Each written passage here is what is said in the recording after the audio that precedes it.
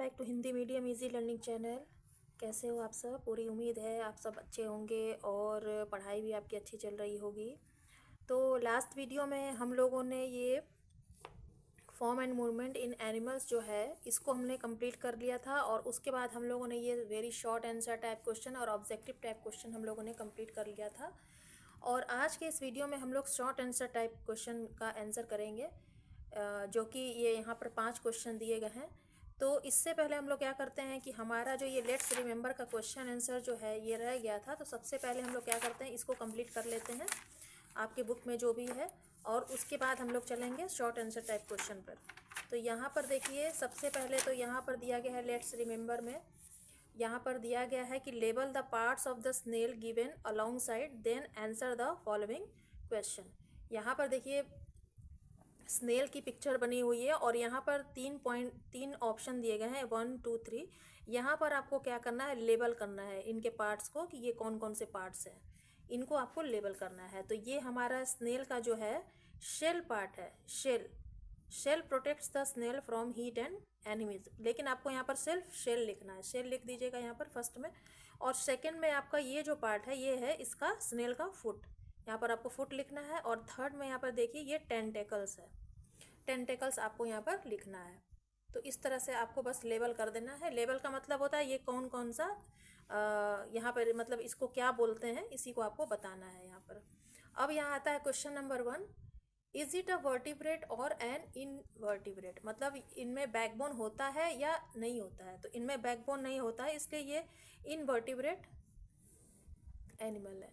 Second में हमारा है name the muscular organ that helps the snail to move, कौन सा मस्कुलर ऑर्गन्स जो है स्नेल को मूव करने में हेल्प करता है। तो इसका जो फुट पार्ट है ना, जैसे हम लोग अपने पैरों से चलते हैं तो ये भी अपने फुट से चलता है, तो यहाँ पर हमारा इसका जो मस्कुलर ऑर्गन है ये फुट है।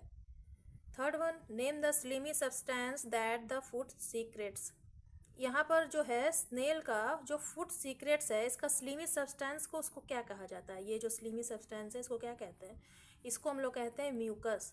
तो आपको यहाँ पर म्यूकस को आंसर में लिखना है। फोर्थ वन है हमारा the type of movement in snail is, movement का जो स्नेल का जो है टाइप ऑफ मूवमेंट क्या है, मतलब वो कैसे चलता है, वॉक करके चलता है, फ्लाइंग करता है या क्रॉलिंग करता है, उसको क्या कहते हैं। तो वो क्रॉल करके चलता है, मतलब खिसक खिसक कर वो चलता है स्नेल। तो यहाँ पर हम लोग क्रॉलिंग यहाँ पर फिल करेंगे, कॉल्ड क्रॉलिंग। अब हमारा आता है नेक्स्ट पेज पर, ये हमारा लेट्स रिमेंबर हमारा और भी रह गया है बुक में। यहाँ पर ये देखिए जस्ट इसी के नीचे है दिया हुआ, let's remember movement in snakes के बाद है जो हमारा यहाँ पे लेट्स रिमेंबर यहाँ पर है। यहाँ पे भी सेम इसी टाइप का, वहाँ पे स्नेल था और यहाँ पर फिश बनी हुई है। तो यहाँ पर आपको फिश के बारे में सब कुछ कंप्लीट करना है, जो भी आपने पढ़ा है तो उसी बेसिस पर यहाँ पर लेट्स रिमेंबर करके दिया गया है। तो अब आता है observe the figure given along side and answer the questions that follow, आपको फिगर को ऑब्जर्व करना है और उसके बाद जो साइड में क्वेश्चन दिए गए हैं उनको आंसर करना है। फर्स्ट वन है हमारा label the parts of the fish, यहाँ पर लेबल्स करना है आपको फिश के पार्ट्स को। तो ये वाला जो पार्ट है फर्स्ट वन में दिया गया है ये क्या है, इसको बताना है।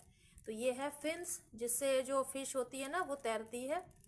और सेकंड है इसका पीछे वाला पार्ट जिसको कहते हैं टेल, तो यहाँ पर टेल फिल कर लेंगे, टेल को लिख लीजिएगा। सेकंड में है name the part that helps the fish to move forward, fish जो है अपने कौन से पार्ट के हेल्प से मतलब वो आगे बढ़ती है, मछली आगे कैसे चलती है, तो उसका जो टेल है उसको आगे बढ़ने में, मूव फॉरवर्ड करने में इसको हेल्प करता है। तो यहाँ पर टेल हम फिल करेंगे।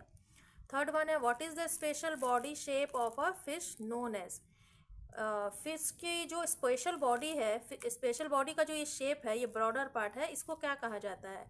तो ये इसकी ना स्ट्रीम लाइन बॉडी है, यहाँ पर लाइंस टाइप की बनी है ना, ये स्ट्रीम लाइन बॉडी है, इसको यहाँ पर हम फिल करेंगे स्ट्रीम लाइन बॉडी।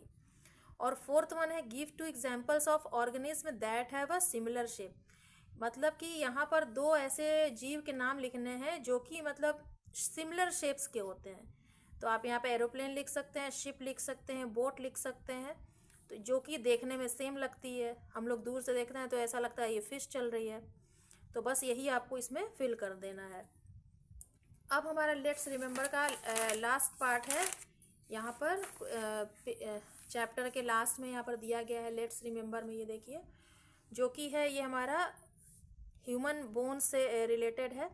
तो यहाँ पर दिया गया है study the X-ray given below and label the parts according to the corresponding number below. यहाँ पर एक्सरे का एक पार्ट दिया गया है जहाँ पर आपको लेबल करना है और क्वेश्चन का आंसर देना है। Name the part that protects the heart and lungs, मतलब कि कौन सा पार्ट जो है हार्ट एंड लंग्स को प्रोटेक्ट करता है। तो ये रिबकेज बना हुआ है, इसके अंदर हमारा है हार्ट एंड लंग्स, तो यहाँ पर हम रिबकेज को लिखेंगे आंसर में। सेकंड है हमारा which part protects the spinal cord, हमारा स्पाइनल पार्ट का स्पाइनल कॉर्ड जो है वो हमारे बॉडी का कौन सा पार्ट जो है प्रोटेक्ट करता है स्पाइनल कॉर्ड को। तो ये हमारा जो बैकबोन है ना पीछे की तरफ, उसके अंदर होता है स्पाइनल कॉर्ड जो कि प्रोटेक्ट करता है। Third one, what type of joint does the shoulder have, हमारा शोल्डर का जो ज्वाइंट है उसे हम क्या कहते हैं, कौन सा टाइप का वो ज्वाइंट है। तो बॉल एंड सॉकेट ज्वाइंट जो है हमारे हिप एंड शोल्डर को ज्वाइन करता है, तो हमारा आंसर है बॉल एंड सॉकेट ज्वाइंट। तो ये हमारा लेट्स रिमेंबर कंप्लीट होता है। अब हम चलते हैं शॉर्ट क्वेश्चन आंसर की तरफ। तो ये देखिए हमारा शॉर्ट आंसर टाइप क्वेश्चन आ गया यहाँ पर, अब हम इसे कंप्लीट कर लेते हैं। क्वेश्चन नंबर 1 है differentiate between vertebrate and invertebrates. तो यहाँ पर आपको दोनों में अंतर बताना है, वर्टिब्रेट्स में और इनवर्टिब्रेट्स में क्या डिफरेंस है ये बताना है। तो इस टाइप का क्वेश्चन कितनी बार आ चुका है और मैंने आपको बताया है कि आपको टेबल बना करके अगर आप बनाएंगे तो आपको मार्क्स अच्छे मिलेंगे, और अगर डिफरेंस जो है कम है तो आप उसको पैराग्राफ चेंज करके भी लिख सकते हैं एक लाइन में भी। तो इस तरह से हमने लिख लिया है difference between vertebrates and invertebrates में। आपको आंसर जब भी लिखेंगे तो सबसे पहले आप हेडिंग देंगे कि आप किसके बारे में लिख रहे हैं, और उसके बाद आपको क्या करना है, इस तरह से आपको कॉलम बनाना है। वर्टिब्रेट्स लिखेंगे एक तरफ और इनवर्टिब्रेट्स एक तरफ लिखेंगे।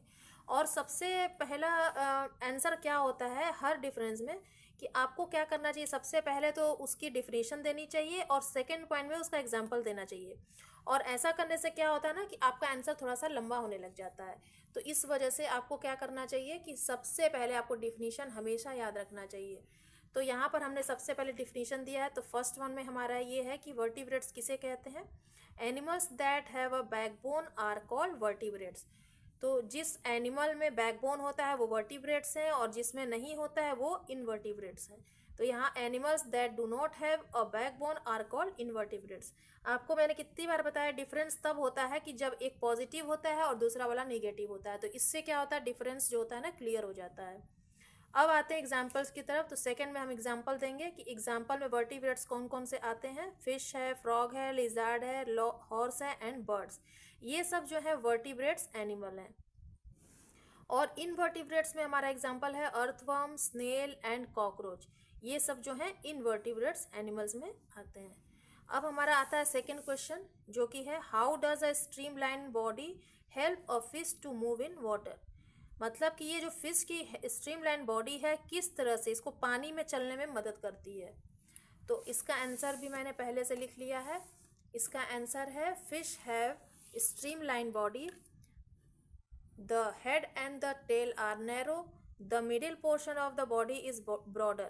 उसकी जो स्ट्रीमलाइन बॉडी होती है वो बीच की जो पार्ट होता है ना, मिडिल का पार्ट, वो इस तरह का ब्रॉडर होता है। This kind of shape offers least resistance to the flow of water and makes it easier for them to swim through water. और इस तरह का जो शेप होता है ना उसको मतलब फ्लो करने में बहुत ही ज़्यादा मदद होती है, आगे बढ़ने की तरफ बहुत मदद मिलती है, जिससे क्या होती है वो स्विम कर लेती हैं और मूव करती हैं पानी में। अब हमारा थर्ड क्वेश्चन है explain up stroke and down stroke movement in birds. तो इसका आंसर आपको बुक में ही दिया गया है, मैंने यहाँ पर लिखा नहीं है क्योंकि आपको इसमें पिक्चर्स के अकॉर्डिंग आपको बताना होगा कि बर्ड्स में जो अप स्ट्रोक और डाउन स्ट्रोक होता है वो कैसे होता है। तो मैं यहाँ पर मैं आपको बता रही हूँ, आपको बस इसको अपनी नोटबुक में बना लेना है और इस तरह से आपको लेबल करके लिखना है। यहाँ पर देखिए 1 2 3 करके यहाँ पर जो दिया गया है ये है डाउन स्ट्रोक में, और यहाँ पर 4 to 7 में जो दिया गया है ये है अप स्ट्रोक में। तो इस तरह से बस आपको यहाँ पर लिखना है। आप चाहें तो इसको भी लिख सकते हैं कि the following feature helps bird to fly, मतलब बर्ड कैसे उड़ती है, कैसे उनको मदद मिलती है, उसके लिए ये लिखना ज़रूरी है। लेकिन यहाँ पर up stroke and down stroke की बात की गई है, तो इस वजह से आपको इसका आंसर यहाँ से देना होगा। तो आपको इसका थर्ड का आंसर यहाँ मिल गया होगा। अब चलते हैं क्वेश्चन नंबर 4 की तरफ। क्वेश्चन नंबर 4 है हमारा, how does a snake move. हमारा स्नेक है जो वो कैसे मूव करता है। तो इसका आंसर मैंने कंप्लीट कर लिया है। Snakes move by crawling on their bellies, scales and a flexible backbone help them to crawl.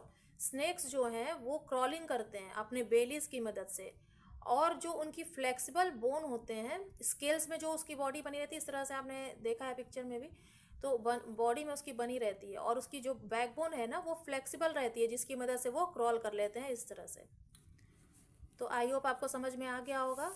और फिफ्थ वन हमारा लास्ट क्वेश्चन है यहाँ पर, what is cartilage, how does it help the bones. Cartilage क्या होता है और ये हमारे बोन्स को कैसे मदद करता है, मतलब उसको सेफ रखने में, उसको प्रोटेक्ट करने में कैसे मदद करता है। तो इसका आंसर है हमारा, the ends of the bones are covered with a tough elastic tissue called cartilage. ये जो हमारा बोन्स कवर होता है ना, वो एक टफ इलास्टिक टिश्यू होते हैं जिसको हम कहते हैं कार्टिलेज। सबसे पहले तो यहाँ पर 2 क्वेश्चन पूछे गए हैं, कार्टिलेज क्या होता है उसके बारे में यहाँ पर आंसर हो गया, और सेकेंड है कि यह कैसे हेल्प करता है बोन्स को। तो इसका आंसर है हमारा, cartilage makes the ends of the bones smooth and reduce friction between the bones during movement. तो यहाँ पर जो है कार्टिलेज क्या बनाता है, एक स्मूथ और रिड्यूस फ्रिक्शन पैदा करता है बोन्स के बीच, जिससे क्या होता है ना कि मूवमेंट होता है, हमारे कार्टिलेज और बोन्स के बीच जो होते हैं ना मूवमेंट होता है। तो इस वजह से ये जो हमारी बोन्स को प्रोटेक्ट करने में भी मदद करता है।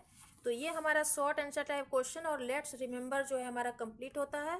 और अभी मैं लॉन्ग आंसर टाइप क्वेश्चन का आंसर दूंगी तो वीडियो बहुत ही ज़्यादा लंबी हो जाएगी, तो इस वजह से मैं इसका आंसर आपको नेक्स्ट वीडियो में बताने वाली हूँ, क्योंकि ये लॉन्ग आंसर टाइप क्वेश्चन है। तो आपको क्या करना है कि आपको फ़िलहाल इसको, इस क्वेश्चन आंसर को अपने नोटबुक में नोट कर लेना है, और सही से आपको तरीके से आपको लर्न भी करना है, और बहुत ध्यान से आपको समझना भी है। तो मुझे पूरी उम्मीद है कि आपको मेरी पढ़ाई हुई वीडियो जो है आपको समझ में आ रही होगी, मेरे एक्सप्लेनेशन जो है आपको समझ में आ रही होगी।